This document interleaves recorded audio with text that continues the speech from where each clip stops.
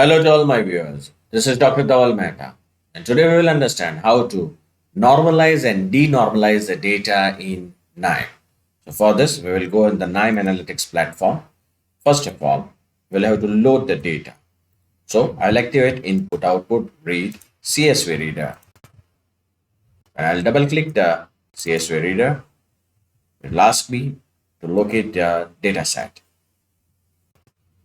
So I'll locate the data set which is in CSV format.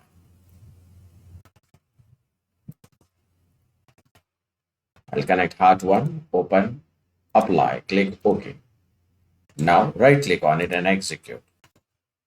Let's see the file table. You can see that the age is a continuous variable. I want to normalize it. So for this, I'll go here and write down normalize the data, normalizer.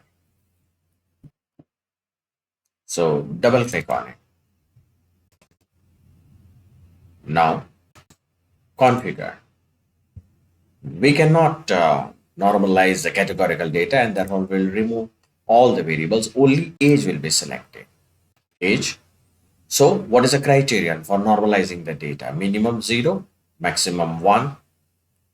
So 3 normalizations are available. Z-score normalization, normalization by decimal scale. Let's say we normalize the data by mean max normalization only. Apply, click OK. Right click on it and execute. Again, you will go in the normalize table. You can see that the age has been normalized. If I again want to denormalize it, what I'll do is I'll write down here denormalize. Double click on it. Both the nodes will get connected automatically. So the square will get connected with square and the triangle will get connected with triangle.